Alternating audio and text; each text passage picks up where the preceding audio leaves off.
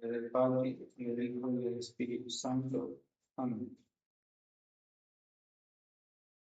Hoy celebramos el domingo sexto después de Pentecostés.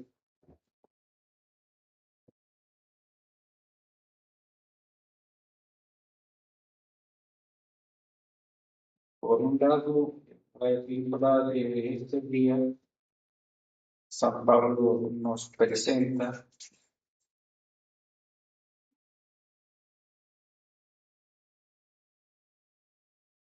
el bautismo, o más que nada el bautismo que nosotros hemos recibido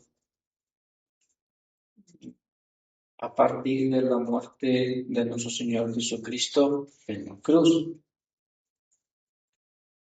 Y el Evangelio de este día nos muestra una delicadeza del corazón sacratísimo de nuestro Señor Jesucristo, y es la misericordia. En el domingo pasado hablamos nosotros de el mandamiento máximo y sobre todo hablamos de la caridad que debe existir, que es producto también de ese bautismo que hemos recibido nosotros a partir de la muerte de nuestro Señor Jesucristo.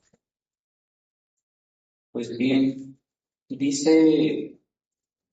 se dice que una persona falleció y se fue a dar cuentas a Dios de sus actos en la tierra, porque la caridad bien manifestada se manifiesta en las obras que uno hace durante la vida, por las cuales se adquieren méritos para la vida eterna. Además de que ellas también nos pueden servir para la salvación de nuestra alma. Y en realidad, todos los que aquí estamos no queremos y no deseamos otra cosa que la salvación de nuestra alma.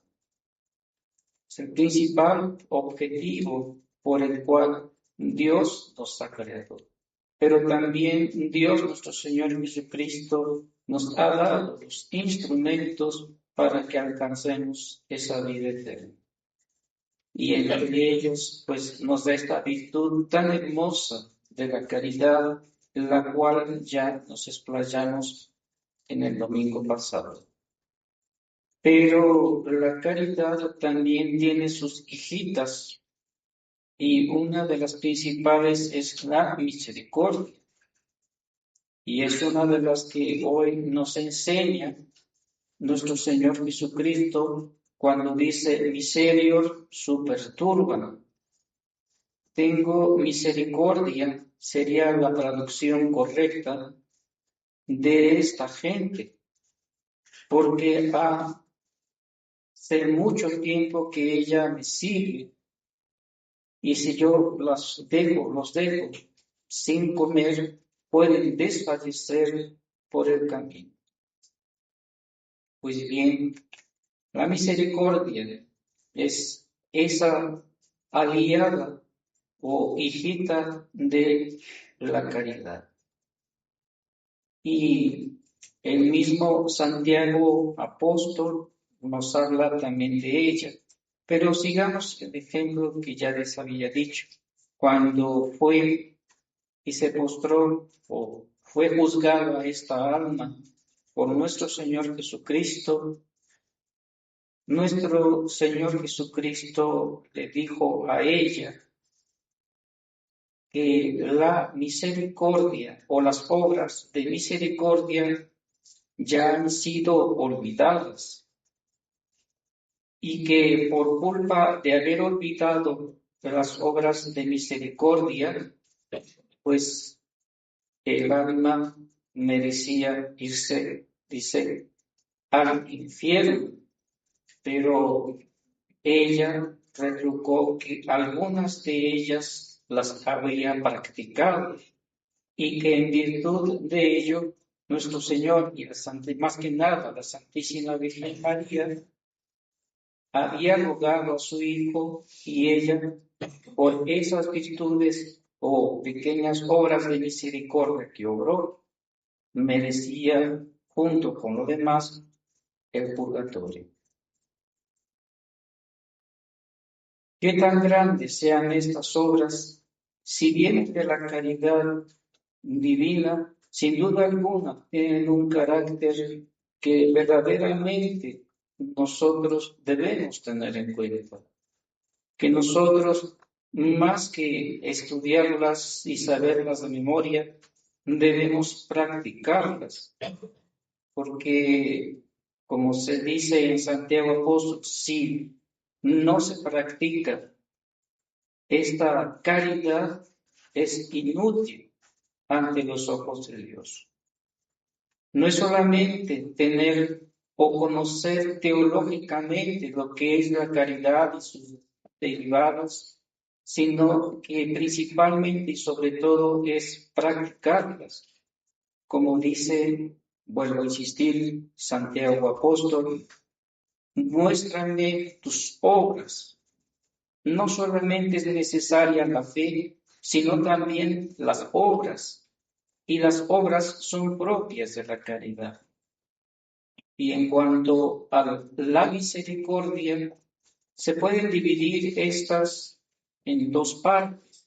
La primera de ellas es precisamente las obras de misericordia con respecto al alma, o también denominadas espirituales. Y las otras 7 que son, o la segunda división, que son las que corresponden al cuerpo. Si nosotros practicamos estas 14 obras de misericordia, sin duda alguna aportarán muchísimo para la salvación de nuestras almas. Pero, ¿cómo practicaremos algo que no conocemos? ¿O cómo las entenderemos si no las hemos practicado? Pues nadie practica lo que no conoce, ni nadie se explaya en ellas y las hace una esencia junto con su alma si antes no las ha practicado.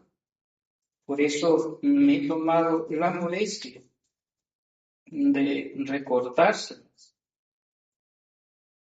y hacer un examen de conciencia sobre estas virtudes que ya están bien o olvidadas por un lado o por otro lado, lamentablemente no las practicamos. La primera de ellas, y esto la debemos saber, diríamos en cierta manera de memoria, porque son cosas que antes, en el momento cuando se practicaba la verdadera fe y la verdadera caridad y la verdadera esperanza, todos los cristianos o todos los católicos la sabían. Y las obras espirituales son 7. La primera de ellas es enseñar al que no sabe. Sobre todo en estos momentos en que la ignorancia se ha extendido por todos lados y que por culpa de ella la confusión se ha profundizado, corresponde a quienes, por gracia de Dios, conocemos la doctrina católica, precisamente enseñar a los que no saben. E incluso nosotros mismos también necesitamos ser profundamente instruidos en estas obras de misericordia. Pues si las entendemos, las practicaremos con mayor asiduidad. Dada pues esta obra primera, que es la de enseñar a los que no saben. ¿Qué enseñamos? Pues la doctrina católica. La segunda es aconsejar al que lo necesita. No hay cosa más terrible ni tampoco más dolorosa que la necesidad que sienten las almas de un consejo, de una palabra que los aliente, de algo que los haga salir de la tristeza o la amargura o la soledad en que se encuentran. Y encontrar esas personas y aconsejarlas o darles palabras de aliento es cumplir con esta segunda obra de misericordia. Por otro lado, también, sin duda alguna, que muchas veces nosotros necesitamos ser corregidos. Cometemos errores. ¿Quién de nosotros no comete errores? Pero ¿cuántos hay que nos quieran corregir en lo que hemos cometido? ¿Cuántas almas hay que viendo nuestros errores y comprendiendo bien que vamos hacia un lugar que nos puede causar mucho daño, se tome la molestia de decirnos, mira, estás equivocado? Cuentan del padre Valer, que fue uno de los grandes directores espirituales en los retiros de San Ignacio de Loyola, que una vez iba un ciego caminando por una banqueta o banquina o como le llaman ustedes acá, y que había un enorme hoyo porque estaban haciendo una reparación y este hoyo era profundo. Entonces, viendo el padre Baguette que este ciego, si seguía por ese camino, iba a caer en ese hoyo, le gritó de forma, en cierta manera, despectiva, ciego, ciego, ciego. Y el ciego se detuvo en seco y sintió esta corrección como que era un insulto para él. Entonces el padre Baguette bajó y fue hasta donde él estaba y le habló. Y el ciego quiso corregir, decir, ¿por qué me dice esto? ¿Por qué me dice aquello? ¿Por qué lo otro? Y el padre Valer cayó y lo dirigió y lo llevó hasta donde él iba a caer. Con el bastón que él llevaba, le señaló el lugar donde iba a caer. Y entonces el ciego se arrodilló y dijo, perdón. Y disculpe por todas las groserías que pude haberle dicho.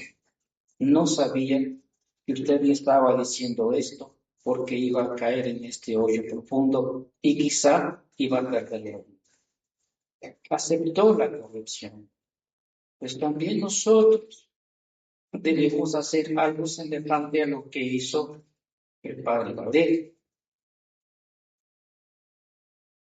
Y la otra cosa que también dice, esta corrección que le hizo, si bien le ofendió a él, sin embargo, le salvó la vida. Y otra cosa que también nos cuesta muchísimo perdonar a los que nos ofenden. ¿Quién no se irrita ante las palabras injuriosas y terribles de aquellos prójimos que en un momento de arrebato, en donde no sabemos si es él o es el demonio, nos dicen cosas que nos ofenden lo más profundo de nuestra alma? Y que en vez de perdonar, nosotros, al contrario, tenemos o respondemos también de la misma manera o guardamos en nuestro corazón un rencor contra ellas. Pero no estamos obrando la virtud la virtud de la misericordia, sí. Si guardamos ese rencor, y lo manifestamos y lo difamamos y esto y aquello, entonces no estamos obrando las obras de misericordia, no estamos perdonando, no estamos nosotros concediendo el derecho del perdón que nos ha sido dado a nosotros por nuestro Señor Jesucristo, ya sea en la confesión, ya sea en la oración, ya sea de cualquier manera que se manifieste a nuestras almas. Debemos también, dice, perdonar a aquellos que nos han hecho esas injurias.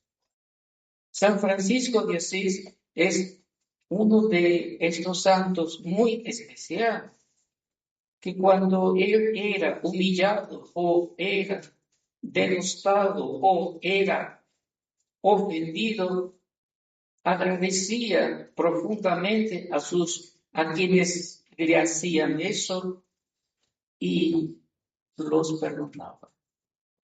Y cuando lo elogiaban, él más bien se escondía y corría de estos elogios, porque no eran, según él, dignos de él. Por un lado, aceptaba con gusto todo lo que a nosotros nos disgusta y por otro lado, rechazaban también tajantemente todo aquello que a nosotros nos puede elogiar y que aumenta más que nada nuestra soberbia. Pues no hacen otra cosa los halagos que encumbrar nuestra soberbia. Y no hacen otra cosa las ofensas más que decir la verdad de lo que realmente somos. Ante Dios no somos nada. Y lo otro también que se nos da es tratar de corregir o más bien de consolar a aquellos que han sufrido una desgracia. ¿Acaso no nos nace del alma consolar a aquellas personas que padecen una desgracia o la muerte de un ser querido? Y estamos allí para tratar de consolarlos. Queremos y deseamos que Dios nos inspire y nos dé palabras de consuelo para poder animar a esas almas que se encuentran afligidas. O una madre de familia que tiene un hijo enfermo, o un ser querido, muy querido de nosotros, que se encuentra en una terrible desgracia. Consolar a los afligidos es otra obra de las espirituales. Y por último, rezar, digamos, si se me olvidó alguna, ustedes disculpen, pero también en las espirituales está rezar por los difuntos o por las almas que lo necesitan. Pues bien, este coro de actos pequeños son los que nos traen ante nuestro Señor enormes gracias y bendiciones. Miserior. ¿Qué quiere decir miserior? Tener esa misericordia que Dios nuestro Señor Jesucristo tuvo y durante toda su vida y que se manifestó en todas las obras que Él realizó, ya sea en los milagros o también en dar de comer a estas personas. Que dígase de paso, les dio de comer y en ella estaba prefigurada la Eucaristía. De las obras corporales lo dejaremos para otro momento, pero basta con estas para que hagamos ese examen de conciencia y tengamos en cuenta a esta mujer que rindió cuentas a nuestro Señor y que por no haberlas practicado convenientemente parecería que merecía ya el infierno. o también tener en cuenta a San Francisco de Asís en cuanto a que ellas más bien le alcanzaron a él la humildad profunda al grado de que se llevó o llegó a decir nuestro Señor que San Francisco de Asís era uno de los santos que le había invitado mucho en su humildad. Si nosotros en estos tiempos necesitamos de estas obras de misericordia, tanto como aquellos que las practicaron anteriores a nosotros, y las necesitamos con una tal urgencia que de ellas también depende la salvación de nuestra alma. Son las obras que pedía el apóstol Santiago. Son las obras que demuestran si amamos o no a nuestro Señor Jesucristo y si amamos o no al prójimo. Por eso son importantes, por eso son necesarias. Por eso la iglesia las fomenta y las pone como una materia principal cuando se enseña el catecismo, cuando se accede al sacramento de la comunión, de la Eucaristía y de la primera comunión. Es necesario conocerlas. Yo las estudié cuando era niño y las sigo recordando. Y cuando uno visita o las cumple, siente en su corazón una satisfacción de haber servido a nuestro Señor por medio del prójimo.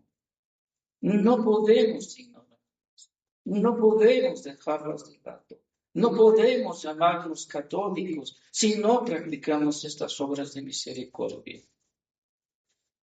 Es realmente falso decir, bueno, soy católico y cumplo con todo lo que manda tu Señor, pero no me hablen de esas virtudes pequeñas, porque son tan pequeñas que no son vistas por Dios.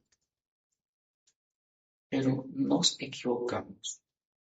Estas son las que Dios tiene en cuenta también para ver hasta qué grado amamos a nuestro Señor. ¿Cuánto amas a nuestro Señor? ¿Cuánto practiques lo que Él manda? ¿Y qué es lo que Él manda? Lo que Él nos mostró en las Sagradas Escrituras. Miserio, super turba. Tengo misericordia por esta turba que me sigue. Y en otro momento, no llores, mujer, y le dijo a la viuda de Naín. Su corazón se compadeció. Cuando murió Lázaro, las hermanas corrieron ante él y le narraron todo lo que había sucedido acerca de su hermano.